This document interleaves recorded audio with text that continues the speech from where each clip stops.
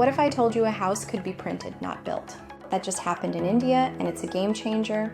This villa wasn't built brick by brick, but printed layer by layer. A Chennai-based startup, incubated at IIT Madras, has created India's first 3D printed villa at Pune's Godrej Eden Estates. It's a G+1 villa, printed entirely on site with a giant concrete 3D printer. That means sharp precision, high efficiency, and almost zero waste.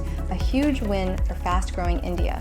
Even better, it's cheaper, greener, and sustainable. They recycle construction and industrial waste to print these homes. Would you live in a printed villa? Let me know. Follow Qolaba.ai for more.